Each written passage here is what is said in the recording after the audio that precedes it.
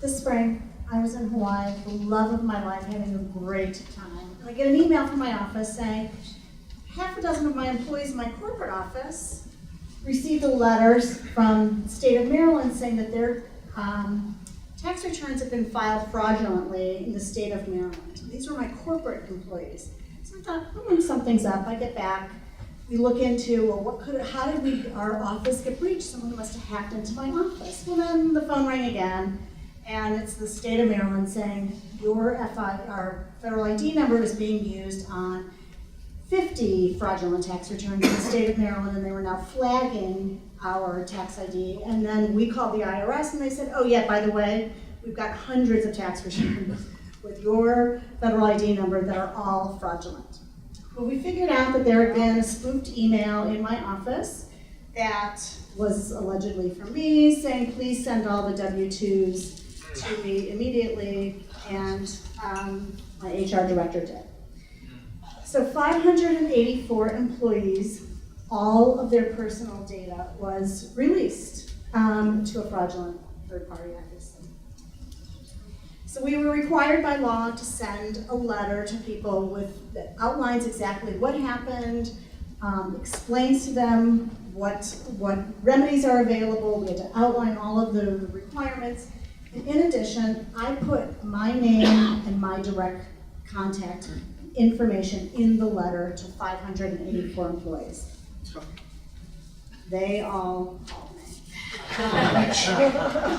And I will tell you, I had to put my name in there. I felt I had to ultimately accept responsibility for this, and I could not have anyone else in the company take this burden.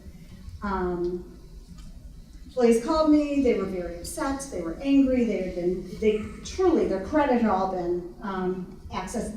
Their tax returns were now all being held up, so anyone that was due a tax refund, people plan all year for what they're going to do with their tax refund. Now they're getting letters saying, you're due a tax refund, but because of the fraud, it's going to be delayed for 6 or 8 months. I mean, it was really a significant impact on people's lives. So I wanted to send a message to our employees and to our clients that we were taking this seriously. This was not business as usual. I terminated our HR director within a week, and as I say, I told anyone who would listen that this was the worst experience of my life in 16 years. It really was. I felt personally just so responsible for what had happened. Then it got worse. During the same time that we learned about the data breach, we were also implementing a new timekeeping system for our field employees. And our HR director, who we figured out later was not on top of her game, hadn't done that very well either. So that was also kind of going on at the same exact time. So it was pretty rough. We brought in some outside help to help us with the timekeeping system. I went to my forum, which most of them are here, and said, oh my God, tell me about a time that you had a crisis in your business, because I am in unbelievable crisis. Someone also recommended the book, The Art of Crisis Leadership, which was incredibly helpful. And the definition they had in there of a crisis is that it's a turning point, an emotionally significant event, or something that can bring about radical change, pain, stress, disordered function, instability, highly desirable outcomes. And the book said, the very first cover page of the book said, it's not a matter of if a crisis will occur, it's when. Yeah, that was my life. I also liked this quote. Anyway, in the book said, anyone could lead when things are going great. It's easy to run a company when it's growing and you're stable and everything's going well. It's really not so easy when it's not going well. So the takeaway, the things that really mattered were that I took all the calls, I talked to people directly, and later, after 6 weeks when this started to die down, it was a long 6 weeks of my life, employees did call me and say, I really appreciated that I was able to talk to you, that you took, you answered my questions, you took my phone calls, you answered my emails. We also provided 2 years of credit monitoring for all of the employees. All of my corporate employees, by the way, were also affected. So it wasn't just our 500 people out in the field, it was also the people in my office. So the communication was critical. The other aspect that turned out to be really helpful was that my clients were all very angry as well. So they started calling, we'd like to meet with you. And I knew why they wanted to meet, they wanted to talk about this. So I went in prepared, and I absolutely owned the responsibility for what happened. I explained what happened, I explained the steps that we were taking to make this right with the employees, and told them what we're doing to prevent this from happening again. And I also addressed the timekeeping issue because that had also affected a lot of people. And explained to them how it went wrong, steps we had taken to straighten it out, and how it was going to be better in the future. And it was an opportunity for me to really reconnect directly with my employees, and an opportunity for me to remind them why they chose us in the first place. And it's that we are competent, and we do communicate, and we are very transparent in how we do things. And they got to see that again. And honestly, as the business has grown, I've become less directly involved with our clients. This was an opportunity for me to be back in front of all of my clients, and they really appreciated that. And it really was an opportunity to strengthen my relationship with them. I was able to reassure and remind them, and hearing directly from me made everyone feel a lot better.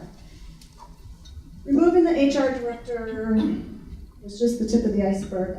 This is not. Turned out that the gift in this whole process is that once the HR director was gone, we uncovered a pattern of problems and things that were not being done well.